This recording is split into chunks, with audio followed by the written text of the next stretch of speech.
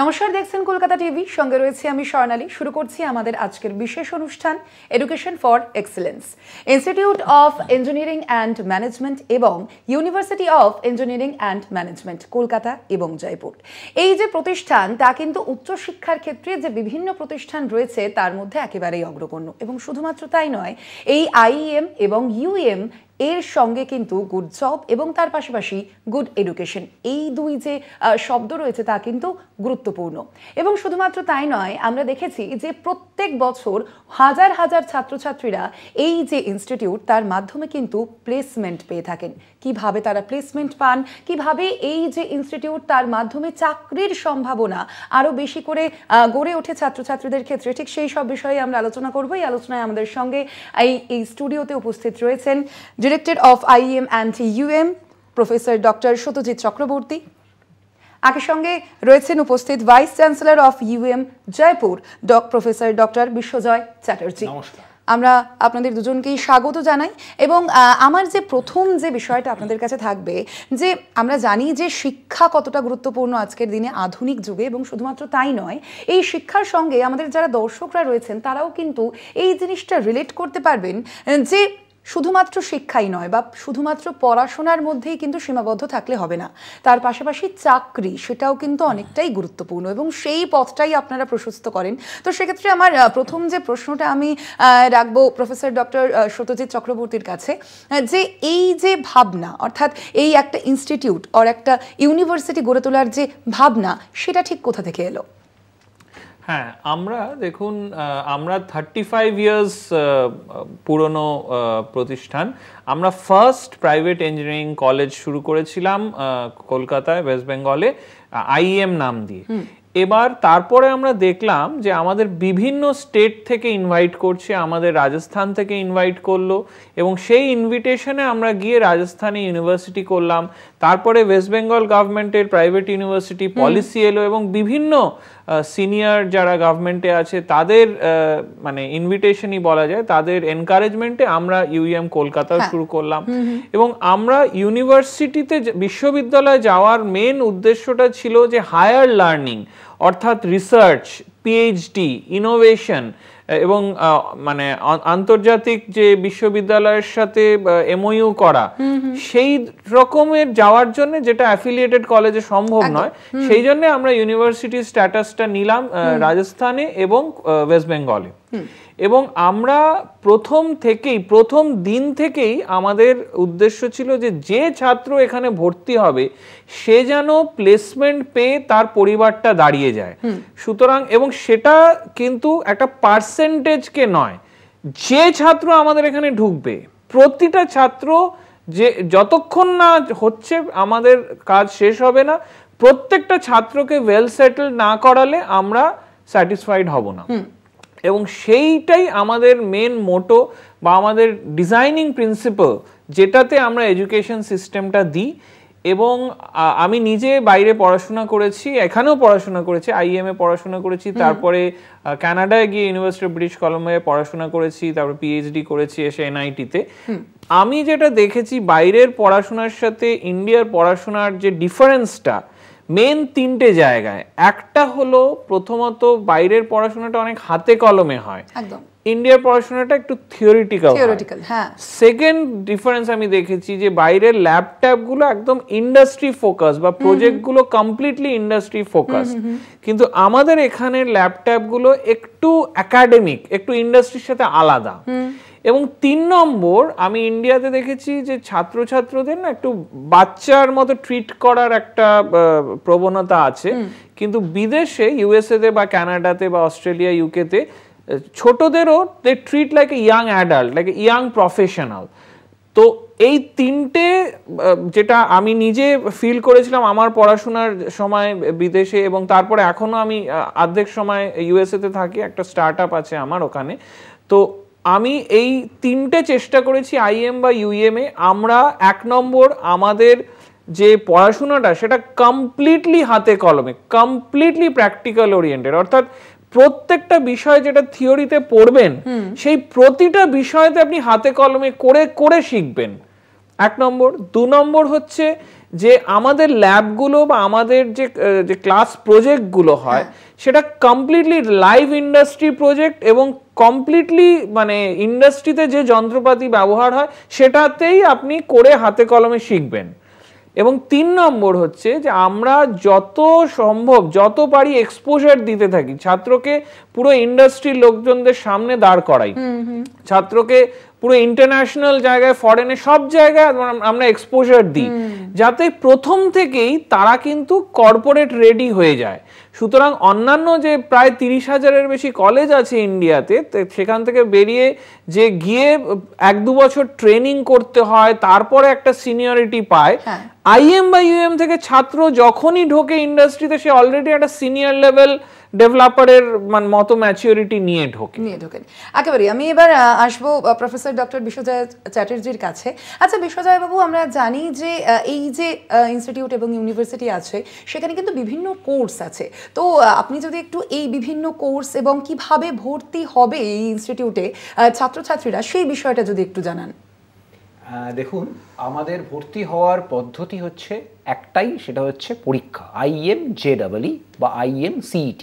কেন দুটো পরীক্ষার কথা বললাম? কারণ আমাদের ইঞ্জিনিয়ারিং কোর্সেস আছে, আবার নন ইঞ্জিনিয়ারিং বিভিন্ন কোর্সেস আছে। যদি আপনি ইঞ্জিনিয়ারিং কোর্সেসে ভর্তি হতে চান তাহলে আপনাকে IMJEE পরীক্ষাটা দিতে হবে, আর যদি নন ইঞ্জিনিয়ারিং কোর্সেসে ভর্তি হতে চান তাহলে IMCET পরীক্ষাটা দিতে হবে। এবার কি কি কোর্সেস আছে সেটা বুঝলে আমি এটা আরও বিশদভাবে বলতে পারি কোন পরীক্ষাটা কোনটার ক্ষেত্রে প্রযোজ্য। নাম্বার 1 হচ্ছে আমাদের বিটেক কোর্স, আমাদের flagship course engineering and management, যে কারণে আমাদের IEM নাম institute of engineering and management বা university of engineering and management. B Tech কোর্সের মধ্যে আপনারা জানেন there are many specialisations like computer science and engineering, mechanical engineering, civil engineering, electrical engineering, electronics and communication engineering, এই সমস্ত engineering আমাদের পড়ানো হয়। এছাড়া AIML মানে artificial intelligence and machine learning, internet of things, cyber security, এরকম different ফিল্ডসে under CSE specialisation দেওয়া হয়। মানে you will get the BTech CSE degree but you want it with a specialisation. সেক্ষেত্রে আপনি বিটেক CSE করতে পারেন, স্পেশালাইজেশনটা আপনার হয়ে গেল সাইবার সিকিউরিটি। এই টাইপের ইমার্জিং টেকনোলজিসের ওপরে বিটেক CSEর আন্ডারে কোর্স আছে। এছাড়া আমাদের বিটেক ইন বায়োটেকনোলজি আছে, বিটেক ইন ইনফরমেশন টেকনোলজি আছে, BTech in electrical and electronics engineering একসাথে সেটা রয়েছে। এরকম কোর্সেস আন্ডার ইঞ্জিনিয়ারিং বিটেক আমাদের রয়েছে।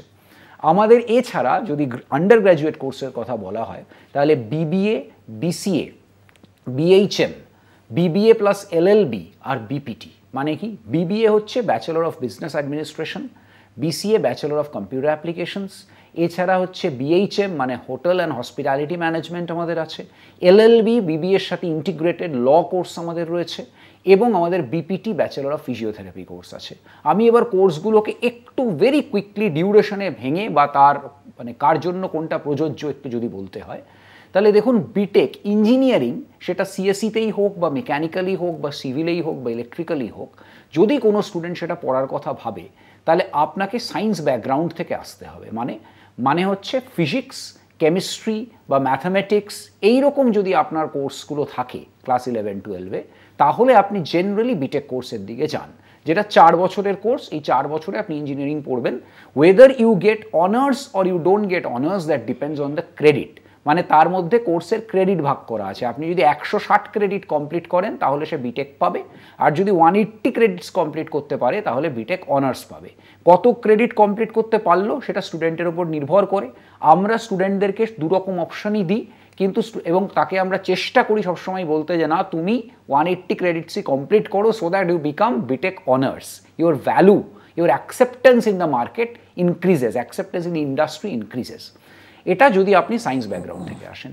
যদি আপনি সায়েন্স ব্যাকগ্রাউন্ডের না হন, ধরুন আপনি বাই চান্স আপনি কমার্স পড়েছেন বা আর্টস পড়েছেন, কিন্তু আপনার আবার ইচ্ছা হচ্ছে যে আপনি বিটেক বা ইঞ্জিনিয়ারিং বা কম্পিউটার ওই রিলেটেড ফিল্ডে যেতে চান, তাহলে আপনি কিন্তু BCA কোর্সের দিকে আসতে পারেন। মানে সাপোজ আপনি কমার্স করেছেন বা আপনার বিজনেস ম্যাথামেটিক্স বা কম্পিউটার সায়েন্স বা ম্যাথামেটিক্স কোনোভাবে ছিল, তাহলে আপনি BCA কোর্সের জন্য একটা স্টুডেন্ট আসতে পারে। But again it depends. যারা কমার্স বা আর্টস করেছে তারা হয়তো কম্পিউটার সায়েন্সের দিকে আসতে চায় না, তারা হয়তো জেনারেল ফিল্ডে আরও অন্য লিডারশিপ রোলে যেতে চায়, তাহলে তারা বিবিএ কোর্সও করতে পারে, এই মানে বিজনেস অ্যাডমিনিস্ট্রেশন, সেটা লিডারশিপের কোর্স। কিন্তু অ্যাট দ্য সেম টাইম বলে দিই, বিসিএ অ্যান্ড বিবিএ দুটোই 4 বছরেরই কোর্স। এখন 3 বছর বাদে এক্সিট সে নিতে পারে, but the problem is in that case আবার সেই অনার্স পাবে না, তাকে সে নর্মাল কোর্সে বেরোতে হবে। We always suggest to a student যে না, তুমি অনার্স করো, 4 বছরে বিসিএ বা বিবিএটা পাশ করে তুমি বেরো। এটা আমরা সবসময় স্টুডেন্টদের বোঝানোর বা বলার চেষ্টা করি। এছাড়া আমাদের ল কোর্সেস আছে, যেটা আমি বলেছিলাম, যদি আপনি ল পড়তে চান যে কোনো স্ট্রিম থেকে আসতে পারেন। হোটেল ম্যানেজমেন্ট আবার যে কোনো স্ট্রিম, সায়েন্স বা কমার্স বা আর্টস যে কোনো থেকে আসতে পারেন। আর বিপিটি মানে ফিজিওথেরাপি কোর্স আছে, এটাও 4.5 বছরের কোর্স, 4 বছর পড়াশোনা আর 6 মান্থস হসপিটাল পোস্টিং ম্যান্ডেটারি। এই 4.5 বছরের কোর্স সেটা হচ্ছে বিপিটি। আপনি যদি আপনার কম্বিনেশনটা থাকে ফিজিক্স, কেমিস্ট্রি, বায়োলজি থেকে থাকে, তাহলে you can come for this BPT course, physiotherapy course. এটা করার পর আপনি মানে ফিজিওথেরাপিস্ট হিসেবে আপনার চেম্বারে ইন্ডিভিজুয়ালি প্র্যাকটিস করতে পারেন, সেলফ প্র্যাকটিস, বা আপনি হসপিটালে যে কোনো হসপিটালে যুক্ত হতে পারেন, সেখানে যে কোনো অপারেশনে ফিজিওথেরাপিস্ট লাগে। এগুলো আন্ডার গ্র্যাজুয়েটের কোর্স। পোস্ট গ্র্যাজুয়েটে সবগুলোই আমাদের আছে। মানে যদি বিটেক বলি তাহলে এমটেক আছে ইন অল দি স্পেশালাইজেশনস, যদি বিবিএ বলি এমবিএ আছে ইন অল দি স্পেশালাইজেশনস, এমসিএ আছে। এমসিএ এখন 2 বছরের কোর্স, এমবিএ তো সবসময় 2 বছরের কোর্স ছিল। এমবিএতে আবার বিভিন্ন রকম স্পেশালাইজেশন আছে, মানে কেউ চায় মার্কেটিং, কেউ চায় সিস্টেম, বিভিন্ন ধরনের কিছু। কিন্তু আমাদের ক্ষেত্রে ডুয়াল স্পেশালাইজেশন, ডুয়াল মেজর স্পেশালাইজেশনের অপশন আছে। মানে একটা স্টুডেন্ট সে মার্কেটিংয়েও স্পেশালাইজেশন করবে, আবার সে সাপোজ আইটিতেও স্পেশালাইজেশন করবে। Both specialisations are possible. এটা ছাড়ার সঙ্গে আমরা ইন্ডাস্ট্রি স্পেশালাইজেশন দিই, মানে ইন্ডাস্ট্রি থেকে কোনো একটা স্পেশাল ওদেরকে পড়ানো হয়, যেটার জন্য আবার একটা আলাদা স্পেশালাইজেশন পায়। ফলে আন্ডার এমবিএ 3টে স্পেশালাইজেশন পাওয়ার সুযোগ আমাদের স্টুডেন্টদের রয়েছে। আর তো যে অন্য কোর্সগুলো এমটেক, এমবিএ, এমপিটি, এমসিএ, এগুলো সবই আমাদের ইউনিভার্সিটিতে রয়েছে। Mainly these are the courses. আর ঢোকার পদ্ধতি আমি আগেই বলেছি, IMJEE or IMCET, ডিপেন্ডস। আপনি যদি ইঞ্জিনিয়ারিং কোর্সেস মানে বিটেক বা এমটেকে ঢুকতে চান, দেন IMJEE, আর বাকি কোর্সেসের জন্য IMCET। পরীক্ষা কিভাবে দেবেন? জাস্ট অনলাইনে সার্চ করুন IMJEE বা IMCET, which is 2024 লিখে সার্চ করুন, তাহলেই আপনি ওটা পেয়ে যাবেন। লিঙ্কটা অ্যাপ্লাই করুন, ওখানে কোন ডেট আপনার কাছে ডেট আসবে সেই ডেটে আপনি আসবেন, এসে পরীক্ষা দেবেন, and in the same website you get the result, যেখানে বলা থাকবে whether you have become eligible for admissions or not. অর্থাৎ বোঝাই যাচ্ছে যে যেটা ছাত্রছাত্রীরা প্রয়োজন বলে মনে করছেন সেই সময়, অর্থাৎ বোঝাই যাচ্ছে যে একটা সময় পর কিন্তু ছাত্রছাত্রীরা এবং তাদের বাবা মায়েরা তারা কিন্তু প্রত্যেকেই চান যে তাদের ছেলেমেয়েরা যেন ভবিষ্যতে ভালো মতো পড়াশোনা করে, এবং শুধুমাত্র তাই নয়, পড়াশোনার পাশাপাশি চাকরিটাও নিশ্চিত করতে পারেন। সেই কারণেই কিন্তু এই IEM এবং UEM। আমি আপনার কাছে আসবো সত্যজিৎ বাবু, যে এই যে কোর্সগুলির কথা বললেন বিশ্বজয় বাবু, তো সেক্ষেত্রে এই যে কোর্সগুলো রয়েছে সেখানে কোন কোর্সগুলো সব থেকে বেশি দেখা যাচ্ছে ছাত্রছাত্রীরা তার প্রতি বেশি আগ্রহী? হ্যাঁ, দেখুন, আজকের দিনে যে এমার্জিং টেকনোলজি কোর্সেসগুলো আছে সেইগুলোতে ছাত্রছাত্রীরা সবচেয়ে বেশি আগ্রহী আমরা দেখতে পাচ্ছি। অর্থাৎ artificial intelligence, robotics, data science, blockchain, cyber security, এই ধরনের কোর্সগুলোতে ছাত্রছাত্রীদের আকর্ষণটা বেশি আমরা দেখতে পাচ্ছি। এবং তবে আমরা ছাত্রছাত্রীদের সবসময়ই বলি যে আমরা এই যে এমার্জিং টেকনোলজিগুলো ট্র্যাডিশনাল কোর্সেও কিন্তু কমপ্লিটলি ইন্টিগ্রেটেড করেছি। অর্থাৎ ট্র্যাডিশনাল ধরুন মেকানিক্যাল, ইলেকট্রিক্যাল, ট্রিপলি, তারপরে ইলেকট্রনিক্স, এই কোর্সগুলো কিন্তু completely aligned with artificial intelligence, robotics, data science, বুঝতে পেরেছেন? এছাড়াও ধরুন আজকে বিবিএ বা ম্যানেজমেন্ট যে কোর্সেসগুলো আছে, MBA, সেটাও কমপ্লিটলি AI দিয়ে পড়ানো হচ্ছে, AIটা শেখানো হচ্ছে। এবং ধরুন অন্যান্য ধরুন বিপিটি, ফিজিওথেরাপি বা যে অন্যান্য সবকটা কোর্সেই আমাদের completely align with artificial intelligence, robotics and data science. সেক্ষেত্রে তাহলে আরো একটা বিষয় যেটা যে আমরা জানি কিন্তু যে এই AI বিষয়টা এখন কিন্তু একটু বেশি জনপ্রিয় হয়ে গেছে কোথাও গিয়ে। সেখানে AI এর ভবিষ্যৎ ঠিক কোথায় আছে, মানে প্লেসমেন্ট ছাত্রছাত্রীরা কতটা পেতে পারেন বলে মনে হয়? হ্যাঁ, AI তো কমপ্লিটলি, যে ছাত্রছাত্রী AI তে কমপ্লিট এক্সপার্টাইজ পাবে না তার কিন্তু জব পাওয়া মুশকিল আছে। সেই জন্য আমরা প্রত্যেকটা ছাত্রছাত্রীকে AI টুল ইউজ করা শুধু নয়, AI সলিউশন তৈরি করতে আমরা শেখাচ্ছি এবং তাতে অলরেডি আমাদের ছাত্রছাত্রীরা মানে দুর্দান্ত চাকরি পাচ্ছে, এক একজন 2টো 3টে 4টে 5টা করে চাকরি পাচ্ছে। একেবারেই, অর্থাৎ বোঝাই যাচ্ছে যে আমাদের দর্শকরাও নিশ্চয়ই বুঝতে পারছেন যাদের কাছে সব থেকে এই বিষয়টা অর্থাৎ এআই, আমরা দেখতে পাচ্ছি বিভিন্ন সোশ্যাল মিডিয়া থেকে শুরু করে বিভিন্ন ক্ষেত্রে কিন্তু এই আর্টিফিশিয়াল ইন্টেলিজেন্স এই জিনিসটা অনেকটাই গুরুত্বপূর্ণ হচ্ছে। এবং সত্যজিৎ বাবু যেরকমটা বললেন যে এই এআইটা কিন্তু বিভিন্ন যে কোর্স আছে তার সঙ্গে অবশ্যই জড়িত রয়েছে, এবং এআই এই বিষয়টা সম্পর্কে যদি ছাত্রছাত্রীরা একটা সম্যক ধারণা তৈরি করতে পারে তাহলে কিন্তু তাদের প্লেসমেন্টে যথেষ্টই সুবিধা হবে। অবশ্যই আমাদের এই আলোচনা আজকে এ পর্যন্তই, কিন্তু আরো বিভিন্ন প্রশ্ন আমাদের অবশ্যই রয়েছে এবং তার জন্য অবশ্যই আপনাদের দেখতে হবে এর পরবর্তী এপিসোড। অবশ্যই আজকে এ পর্যন্তই, দেখতে থাকুন কলকাতা টিভি, রাত দিন 7 দিন।